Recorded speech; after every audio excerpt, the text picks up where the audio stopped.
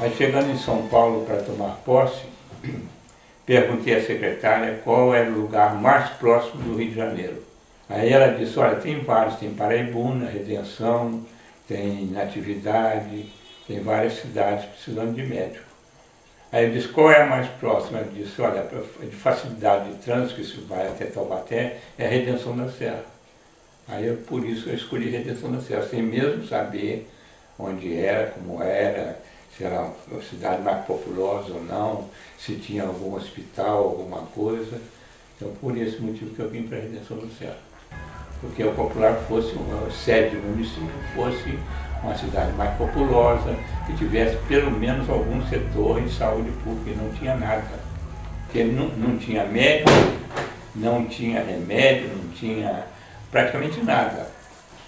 Então eu comecei da estaca zero. Depois, puricultura não tinha nada.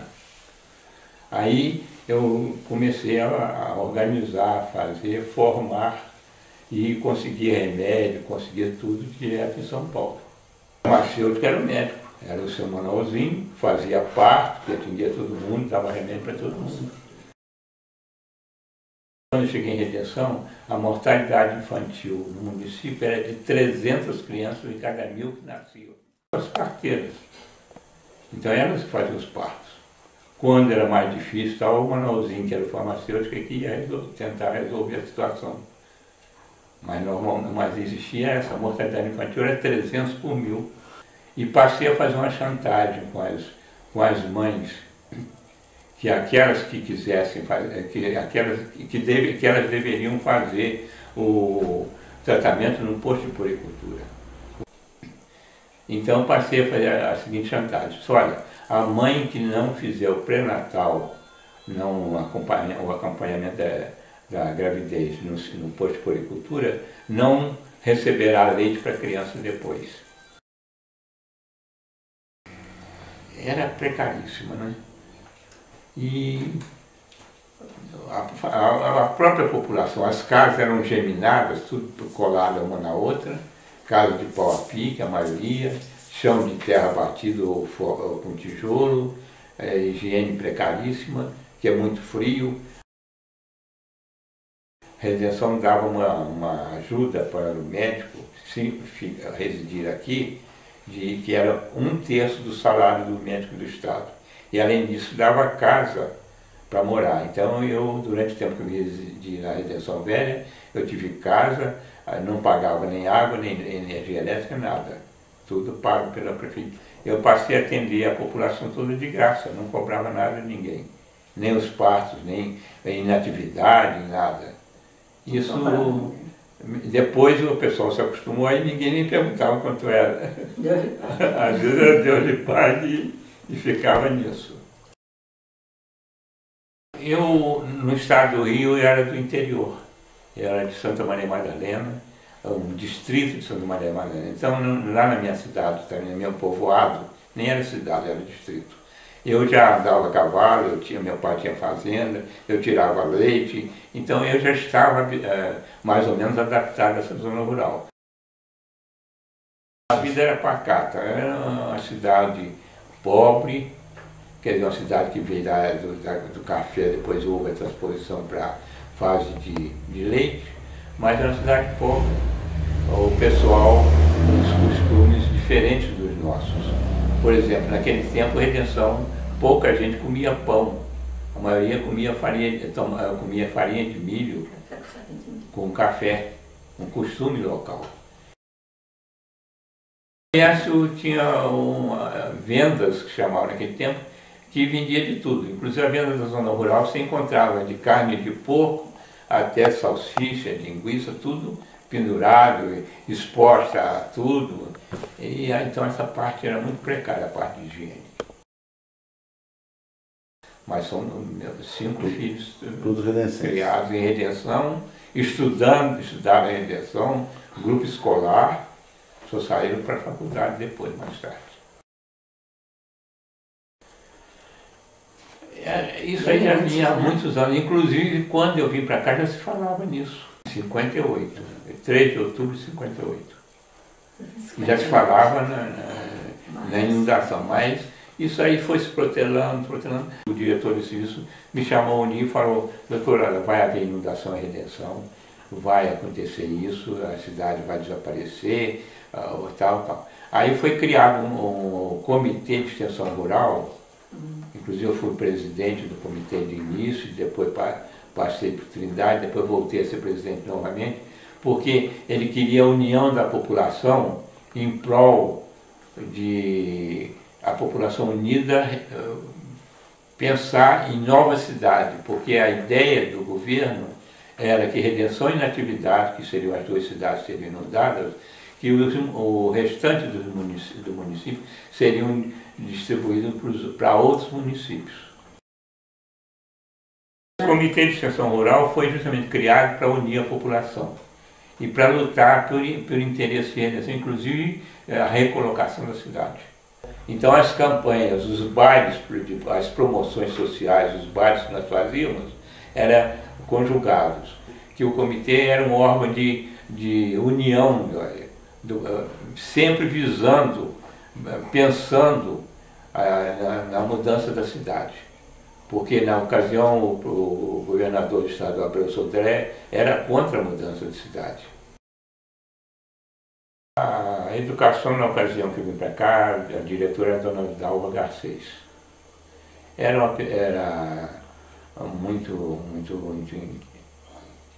uma professora que, além de cuidar da parte da escola, do grupo escolar Coronel Queiroz, ela também participava da vida social da cidade. A Redenção era uma cidade pobre e não tinha vida social. Nós nos organizamos para dar uma vida social para a cidade também. Então fazíamos bailes periódicos, sempre com a escola, com o futebol e o comitê, os três órgãos. E sempre lembrávamos que nós precisávamos continuar como município, como cidade. Para isso precisava unir o povo. O José Trindade Marcondes, que ocupava às vezes a presidente do clube, com o Clemente, o Pitanga. Então eram elementos também. Existia um futebol muito importante em Redenção, que unia a população. E nós jogávamos contra São Luís, contra Jambeiro, Paraibuna. Então, eram times da cidade. Cada município tinha um time, que era o time do município. Então eram jogadores, bons jogadores. O próprio médico que esteve antes de mim aqui, o doutor Areias, também era jogador de futebol. O delegado José Oswaldo Pereira chegou a jogar futebol em Redenção. Então unia quem gostava de esporte com a prática do futebol. Tinha jogos todos os domingos em Redenção da Serra. Tinha primeiro e segundo time. E era uma das distrações da cidade. Nós não tínhamos televisão. Rádio eram poucos que tinham. Então, nós nos reuníamos à noite na praça, na escadaria da igreja, os fazendeiros, a população, os chefes da cidade, os políticos, tudo, e para conversar. Quando veio o assunto da cidade nova, da luta pela cidade nova, era o assunto predileto, era isso, união. Inclusive, havia um trabalho muito grande, porque naquele tempo existiam dois partidos, Arena e PMDB. Então havia um trabalho muito grande para unir esses dois partidos. Tinha um mercado municipal que funcionava todo sábado.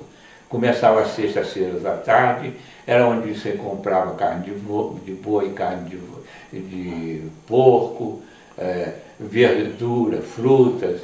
O pessoal da zona rural trazia farinha de milho, farinha de mandioca para vender. Então tudo isso era comercializado no mercado municipal. É interessante porque, além de a gente fazer compra, tinha contato com toda a população da zona rural ou com os produtores da zona rural. Tinha o professor José da Santana, que vendia verduras, vendia frutas. No mercado existiam 3 ou 4 bancas de carne de porco e uma de carne de vaca, todo sábado. Tinha o bar do Dominguinhos, tinha um bar do Antônio Seu Antônio, ele é vivo até hoje, mora lá em cima, está com 80 e poucos anos já. E também tinha o Trindade, tinha loja, o Trindade depois tinha loja de tecidos.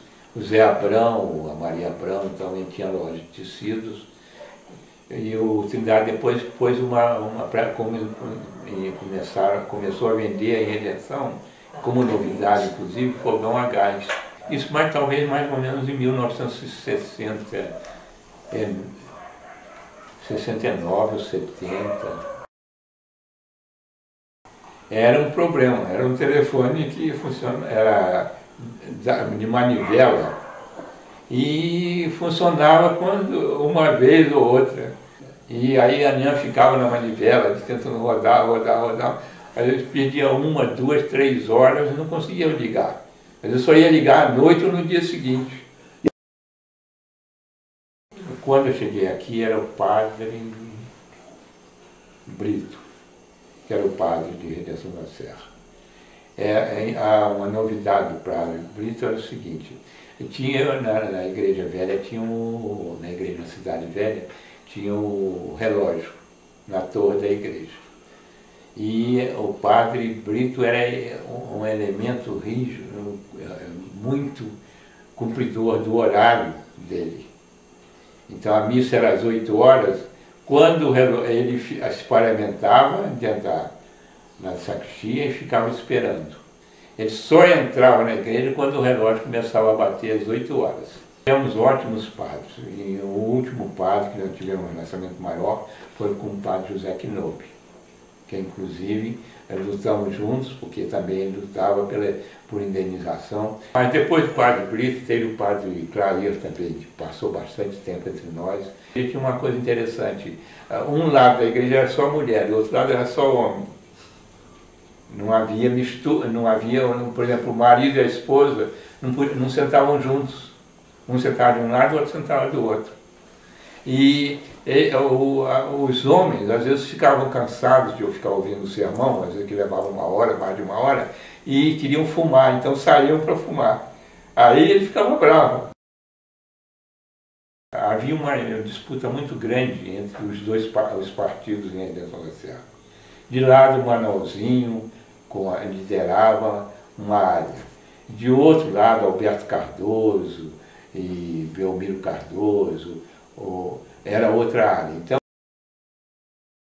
os dois lados se uniram. Primeiro, eles separados. A área MDB começaram a verificar, disseram, ou nós nos unimos ou desapareceremos. Isso foi mais ou menos, começou em 69, 70. Mas que aí o Carneiro era o prefeito, ele tinha maioria na Câmara, começou também a incentivar a população para a nova cidade. Mas aí quem seria o candidato a prefeito?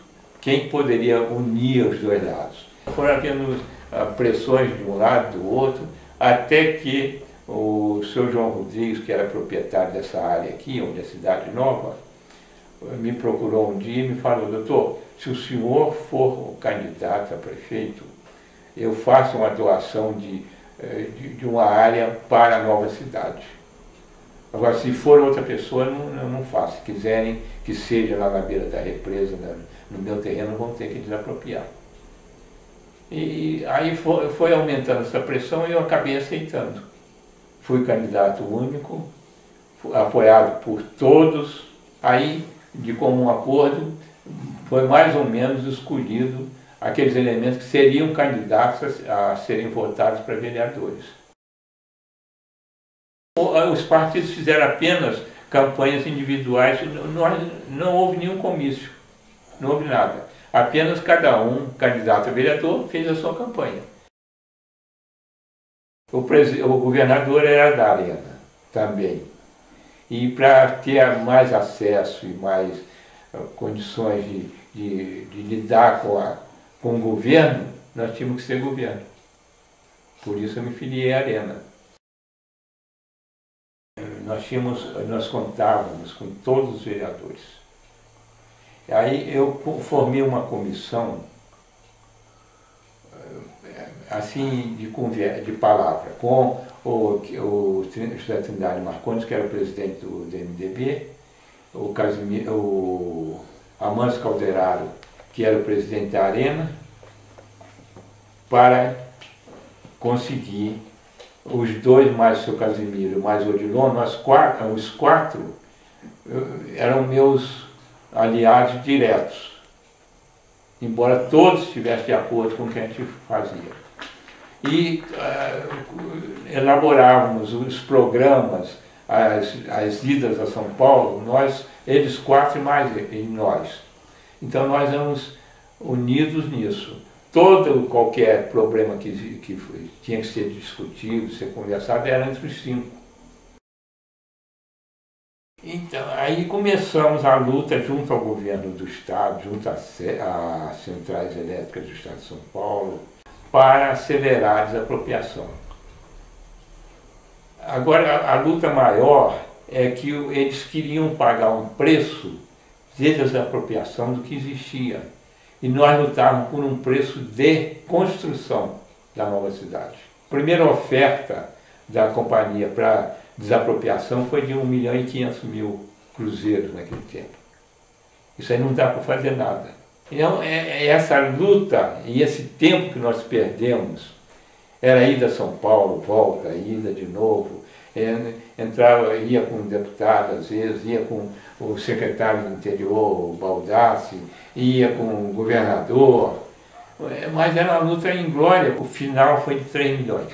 Além da indenização, o DAE, o Departamento de Água e Energia do Estado aqui, deu parece que 200 ou 300 horas de trator, de máquinas, para abrir as ruas da nova cidade aqui.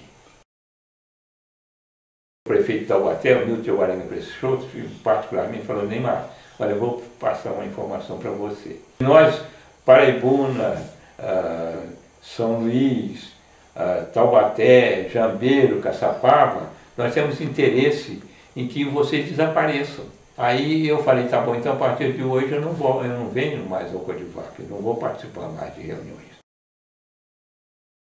Através do Horácio Ortiz, que é deputado estadual, ele nos arrumou um arquiteto em São Paulo que fez o projeto para esse terreno que foi doado pelo Sr. João Rodrigues. Era o arquiteto João Walter Toscano, com a equipe dele, Cláudio de Jesus e Tosi. Esses foram os 3 elementos que fizeram o projeto do núcleo principal de redenção. Nós tivemos 2 problemas. O primeiro problema foi o tempo. Nós dispunhamos de fazer até a água chegar. E o segundo problema é justamente os recursos. E outra coisa, se nós fizéssemos cortássemos, como corta uma laranja no meio, tirássemos todo esse topo de morro, como é que nós íamos construir em cima de terra fofa, terra aterro? Quer dizer, teria que perder um tempo enorme com máquinas para pilar esse terreno para depois construir. Então, infelizmente, o problema nosso foi tempo. A população quis ficar próxima à represa, porque nós tivemos uma ilusão que a represa não oscilasse tanto como está oscilando. Então, construiríamos uma cidade e o planejamento seria para uma cidade turística. Nós chegamos a entrar, inclusive, em contato com a Secretaria de Turismo para financiar a construção de um hotel para turismo em Redenção da Serra. Mas aí eles sabiam, nós não sabíamos, que a represa não era feita para permanecer num nível só, que a represa ia oscilar. Então, como fazer turismo numa cidade que hoje tem água e amanhã não tem mais? Quem recebeu a indenização construiu. Os empregados da prefeitura, aquele espírito de comunidade, espírito de equipe, nós passamos para os funcionários da prefeitura. Então a prefeitura fornecia material, por exemplo, janela, porta da cidade velha, que pudesse ser aproveitado aqui, principalmente da minha casa, da Cidade Velha, que era da prefeitura, ou de algumas casas apropriadas, foram doadas para ser construídas. O comitê conseguiu, através do Ministério do Trabalho, uma verba para dar um curso de pedreiro em Redenção da Serra. Então, muitas pessoas da Cidade Velha fizeram o curso de pedreiro. E tiveram até diploma, receberam até um diplomazinho.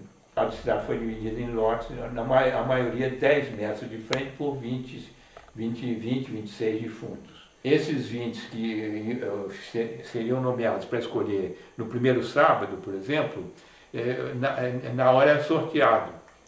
Punha 20 pedrinhas de vispo dentro de uma sacola e tirava. Número 1, tá bom, você vai escolher em primeiro lugar. Número 2, vai escolher em segundo lugar. E assim foi feito. A equipe queria que eu fosse o primeiro a escolher. Eu falei, não quero. Eu entrei na terceira ou quarta escala de escolha. Então, se começou hoje a distribuir o primeiro sábado, eu entrei no quarto sábado para escolher o meu terreno. E também entrei no sorteio. Eu fui o 19º a escolher no sábado que eu deveria escolher. Os órgãos oficiais sempre tiveram de fazer qualquer coisa. E, infelizmente, nós não tínhamos condições nem de reclamar, porque nós estávamos numa ditadura. Então a gente pedia, por favor, a população quer isso, acordem, nos atenda. Nós pedíamos. Informação. De fiscalização, de não sei, da ditadura. Eu me disse, olha, por favor, em qualquer lugar que o senhor for, não critique. Não critique, porque senão você vai encontrar dificuldade e pode piorar a sua situação. Então, eu estava blindado, eu estava cercado, eu não podia, tinha que engolir, tinha que bater palma, aplaudir. Era que eu ia para São Paulo às vezes, voltava, o que eu fiz hoje? Nada, o que eu consegui hoje? Nada. Eu me sentia um lixo.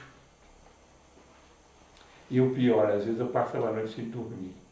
Nem ela sabia.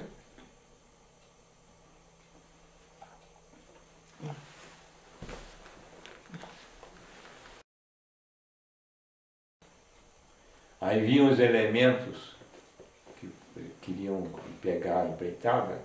Primeiro, às vezes não tinham condições de executar. Que eu ouvia e fazia pesquisa. As pessoas que não tinham condições vinham se oferecer para fazer o... Aí eles queriam saber quem que ia participar da avaliação da concorrência. Eu falei, não sei. Vai ser nomeado na hora. Então até isso eu tinha que fazer, porque o problema era sério. Queriam comprar todo mundo, queriam me comprar, queriam comprar os elementos da comissão. E então era isso. Era uma luta para você conseguir fazer as coisas como deveria ser feito, sem malandragem, sem tramicagem, que era o que todo mundo queria. Mas o problema nosso era aonde tirar a água. Então foi aventada a hipótese lá de Pedreira, trazer água de lá para cá. Mas não funcionou porque a distância, tudo ficava muito caro. Foi aventada a hipótese dessa água que desce ali, que era no tempo do Nelson Bandeira. Também teve problema por causa de poluição da água. Então a única solução seria um poço semi-artesiano ou artesiano. Mas foi feita uma sondagem, também não deu certo, não tinha condições. Então a única solução é a seguinte, ao tempo seria coletado, como é hoje, a água da própria represa. A estrada para a Redenção ia entrar lá no Dr. Lulu, dar a volta em toda a coisa e vir aqui. Então aumentaria muito o trecho, dificultaria ter uma área mais fria, mais sujeita à chuva, ou tem um ribeirão lá que quando enche muito poderia atingir a estrada, tinha uma série de coisas. Aí em Paraibuna eu expliquei para eles, olha, é muito mais fácil vir reto e fazer uma ponte.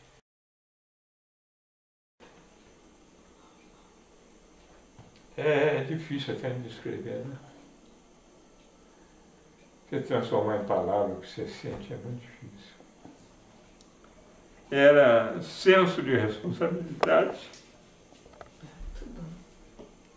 Era um peso muito grande. Até hoje eu me emociono.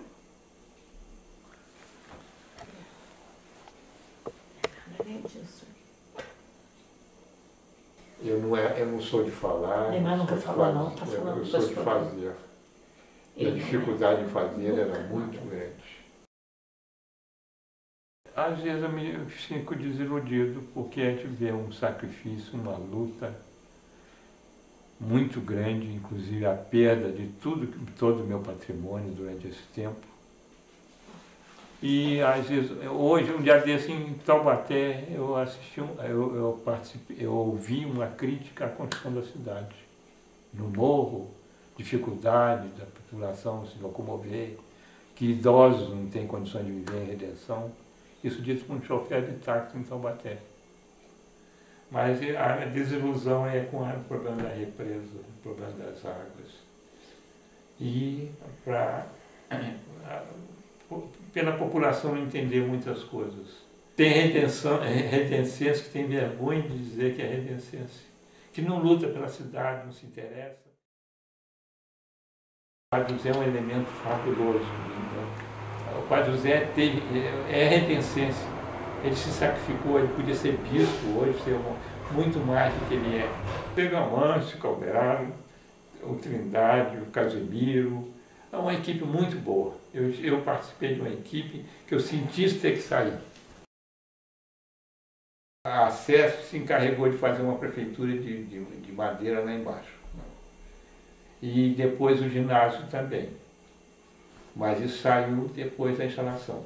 E nós tínhamos que brigar em cada secretaria para que fizesse o ginásio, o centro de saúde, por tudo isso. Nós fizemos, então, aí em face do tamanho do prédio, foi doada a área que eles precisavam para aquilo. Aí a prefeitura passou a escritura para a secretaria para ela construir.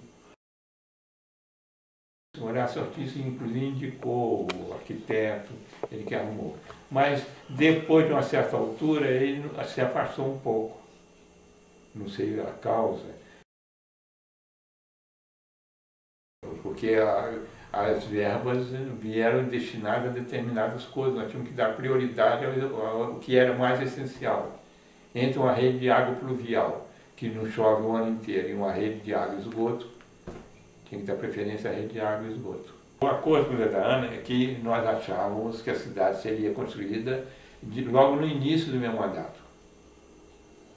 Porque o Carneiro lutou para que a cidade começasse a ser construída no mandato dele, antes do meu, mas não conseguiu. Então eu entrei pensando o seguinte, nós vamos receber indenização este ano. Então em 2 anos, mais um ano, a cidade está construída, ou está começando pelo menos. Aí eu tenho mais liberdade para passar para o Zé da Ana. Mas não aconteceu isso, porque o Estado, o Acesso, não sei quem lá, começou a prorrogar a indenização. E a preocupação nossa era essa, cada ano que passasse com a inflação alta, nós perderíamos mais. Eu tinha 40 alqueires de terra, tirava 500 litros de leite, tive que sair correndo para vender tudo por qualquer preço para pagar o que estava devendo, para salvar o meu nome. Quer dizer, você vê a que ponto eu cheguei. O Zé Silvino, pai do Pedro Bartos aqui, nos financiou durante 6 meses armazém, para a minha família comprar pão, comprar arroz, feijão, tudo. Eu fiquei devendo ele 6 meses. Ele falou, só paga quando puder. Você encontra elementos muito assim, querendo comprar a gente, né? Isso que ainda é pior. Eu precisando de dinheiro, precisando pagar minhas dívidas e o cara oferecendo dinheiro, né? Mas para fazer negócios escusos, né? Uhum. Isso que me doía mais, viu? Porque eu estou precisando de ganhar dinheiro para pagar minha dívida. E tem oferta aos montes, gerente de banco, todos os campeonatos que eu vou. eu tenho que sair de retenção para não me prostituir. Mas como? O que é isso? Isso é, porque a oferta de dinheiro que eu recebo todo dia e toda hora é muito grande para fazer negócios escuros. Cada vez eu ficava mais enojado de tudo isso de política. Porque isso acontecia, acontece e vai acontecer, eu acho que o resto da vida. O gerente do banco me chamou e disse, doutor, e eu devia esse banco, inclusive, ele sabia, né? O senhor ganha 10 mil reais, hoje eu dou para o senhor, se o senhor depositar 500 mil do dinheiro que o senhor recebeu aqui no meu banco, por 3 meses. Nós estávamos em outubro, novembro. Então, até o fim do ano, para entrar no balanço. 500 mil, se o senhor depositar o dinheiro da prefeitura aqui no meu banco, eu dou 10 mil hoje para o senhor. Eu falei, não, obrigado. Aí vim para a retenção. Como nós estávamos perto do Natal, nós estávamos morando na Cidade Velha ainda. Nós estávamos perto do Natal e a população toda, aquele negócio de vir para a Cidade Nova. Aí eu falei, não sei se por Trindade ou para o Amâncio. Falei, olha, ele fala ali, o pessoal pobre, como é que vai ser, né, para mudar, ninguém tem dinheiro. Ele disse, que tal a gente fazer uma festa de Natal para a criançada? Eu falei, mas como? Onde o senhor vai tirar dinheiro? Da prefeitura? Não pode, né? Disse, não é da prefeitura. Aí eu contei a história para ele, tem um gerente de banco que me ofereceu isso. Que tal a gente pegar esses 10 mil e fazer uma festa de Natal para a criançada? Disse, mas como é que a gente pode conseguir isso? Eu falei, dessa maneira. Aí eu chamei o Trindade e o Amâncio, fui com os dois. No banco. No banco. Cheguei lá e falei para ele, olha, eu vou fazer aquele negócio com você. Aí falou, doutor, mas vem cá aqui no meu escritório. Eu disse, não, eles também vão, porque eles estão sabendo. Mas como? Eu não vou dividir o dinheiro com eles, não. E eles não vão aceitar também, porque eles são que nem eu. Mas nós vamos pegar para fazer uma festa para a criançada. Mas não, eu vou depositar 500 mil no seu banco, você me dá os 10 mil. Mas não é para mim, não. Nem é para a prefeitura, que eu não posso contabilizar, né? Mas eu vou levar. Aí viemos, compramos boneca, carrinho, um monte de coisa. Enchemos a perua do Odilon em São Paulo. Ainda sobrou brinquedo. O Odilon foi 2 vezes a São Paulo buscar brinquedo. E no Natal nós demos.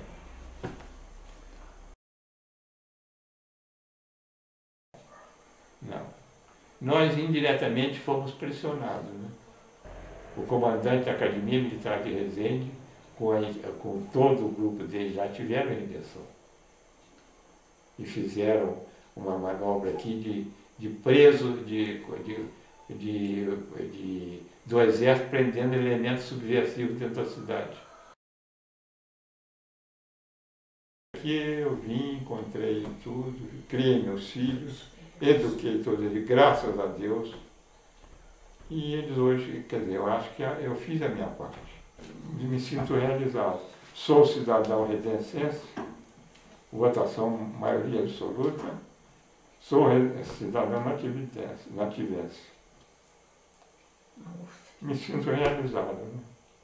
E graças a Deus consegui passar todo esse tempo sem ser corrompido.